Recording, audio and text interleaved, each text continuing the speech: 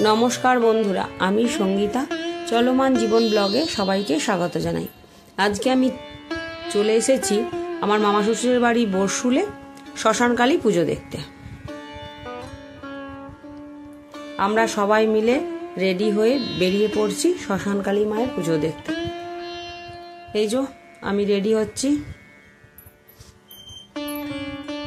আমার ছোট ছেলেও আমার সঙ্গে রেডি হচ্ছে। মা ছেলে দুজন মিলেই রেডি। এবার আমরা গুটি গুটি পায়ে বেরিয়ে যাব মায়ের পুজো দেখতে। বড়মশাইয়ের বাইকে চেপে পড়েছি, বেশ আনন্দ করেই যাচ্ছি। হ্যাঁ, তাও বলে এটা ভাববেন না যে আমি ছোট ছেলে আর বড়মশাই, মোটেই যাইনি আমরা তিনজনে। এটা আমার কর্তামশাই আবার দুবার টিম মেরেছে। আগে আমার বড় ছেলেকে আর মামার মেয়েকে, মানে আমার ননদকে রেখে দিয়ে এসছে ওখানে সব মন্দিরে। তারপর আমরা যাচ্ছি। বেশ রাস্তাটা বেশ লাইট দিয়ে ভালো করে সাজিয়েছে।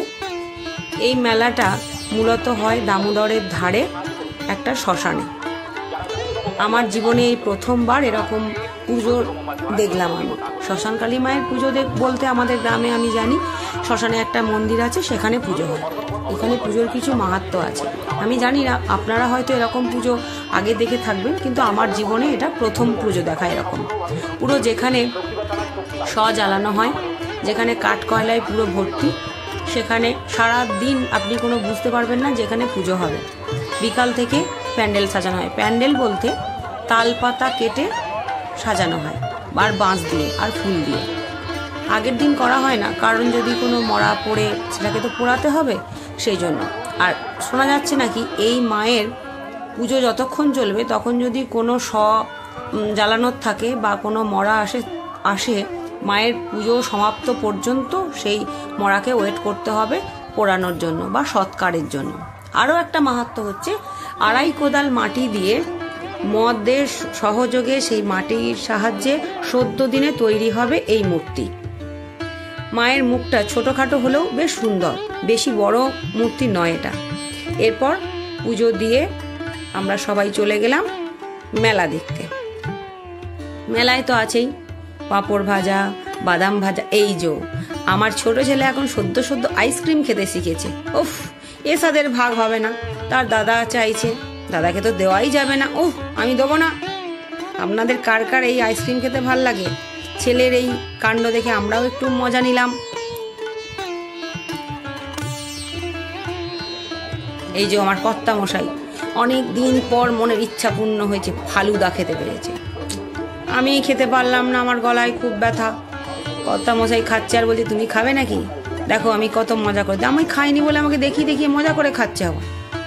এবার চলে গেলাম কেনাকাটার দিকে। বিকি কিনি, কি করা যায়। মেলা মানেই কি করে মেয়েরা, চুড়ি টিপ ফিতে।